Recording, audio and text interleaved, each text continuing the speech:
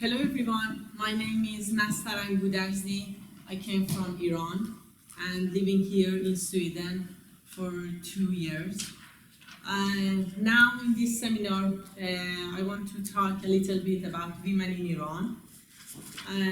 Actually, today, while millions of women from Western countries have got essential achievements towards gender equality in many areas, and when media and governments are helping them to overcome other discriminations, actually the most simple and fundamental rights of women in Iran are ignored by the Islamic Republic of Iran. During 41 years, under the Islamic Republic of Iran, women are tortured by compulsory hijab and deprived from social activities, humiliated and imprisoned. They suffered from a complete gender apartheid. They got prohibited from entering stadiums and many other public places. Based on Islamic rules, women in Iran are obliged to get permit from their fathers or husbands if they want to travel abroad or get custody of their child, or many other basic rights. In fact, the Islamic Republic of Iran has put women in a huge prison. Having sex in Iran for women is only legal according to Islamic laws. For many years, women were being stoned to death because of having sex outside of Islamic rules. The Islamic Republic supported and promoted honor killing and violence against women during its existence. Today, thousands of women in Iran are subjected to domestic violence and honor killing because the Islamic Republic allowed men to commit such offenses, and there are no laws to protect them. The television and media of the Islamic Republic introduced and promote the idea of women being assets of men, and therefore normalize and legalize violence against women.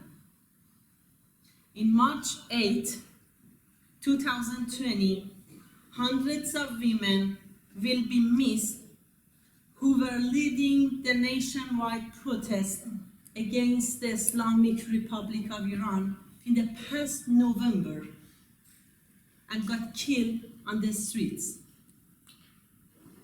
I, as a woman who has lived her whole life in a big prison of Islamic Republic of Iran, declare that protesting and rejecting the Islamic laws are a daily routine for my generation and most Iran's society.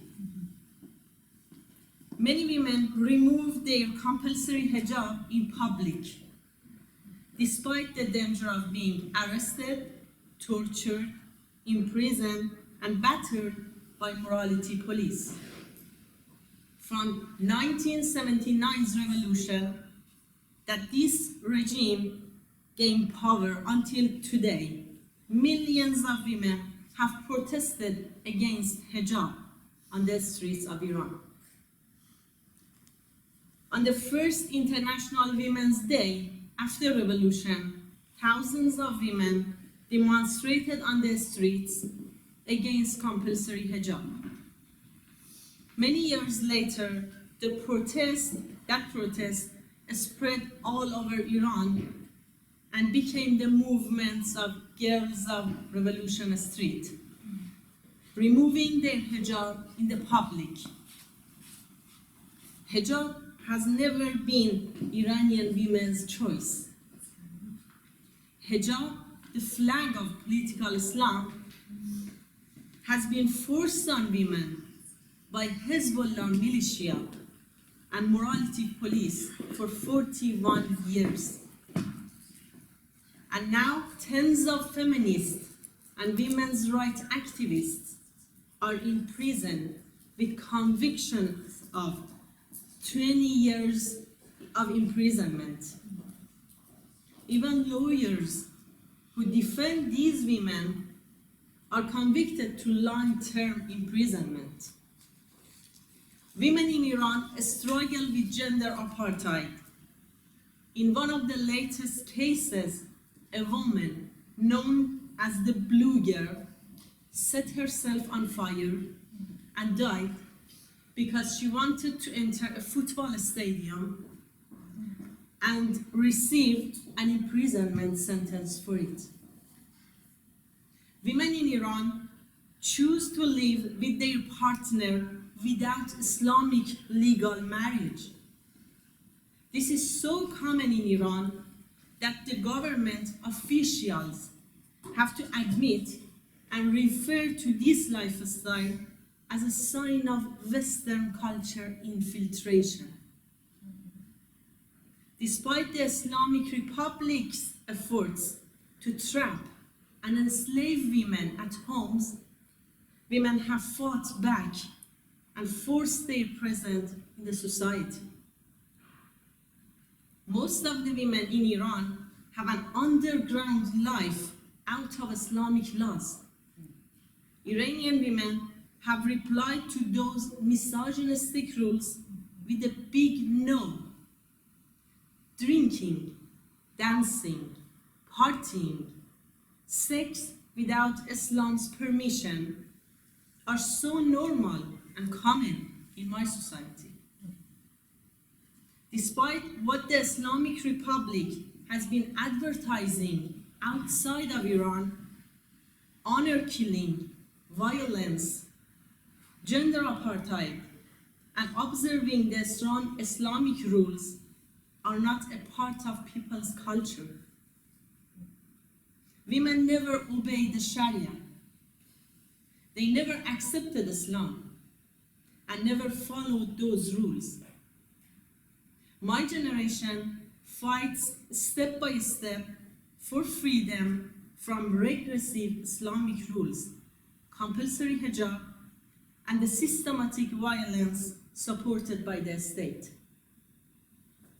And they struggle to reach gender equality. They are determined to get rid of this regime and its rules. Sometimes the screams of their protest are heard in the world, and sometimes they are ignored beyond the walls of cultural relativism. These women have one battle with Islamic Republic and its misogynistic system, and another battle with the propaganda of the cultural relativism by Western governments and media. Such an inhuman and heinous government is no one's choice or culture.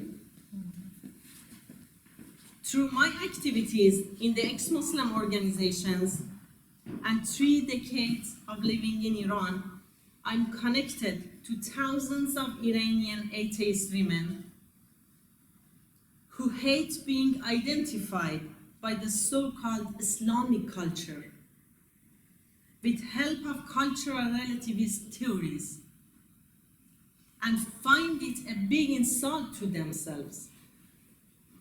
Women in Islam-stricken countries find it offensive to see the advertising and normalizing hijab in Europe, while millions of women are being tortured for rejecting hijab. How missionaries of hijab in Europe can answer those women who don't believe in hijab and go to prison for it. How can they advertise a slavery chain in Europe while millions of women are fighting to get rid of it in Islam-stricken countries. How we are supposed to believe that their choice in Europe is the same device of oppression of women in Islam-stricken countries. You, as organizations and individuals who seek freedom and equality, are expected to be the voice of millions of women in Iran suffering from domestic violence, misogynistic legal system, and regressive Islamic rules. If you want to support the movements of women in Iran, the political boycott of the Islamic Republic can be a very effective first step. Stop seeing people beyond the filter of cultural relativism if you want to give them a massive boost on their road to the victory. Iranian women, like all other women in the world, are seeking freedom and equality. They will continue fighting for their rights, and they shall overcome. Thank you for listening.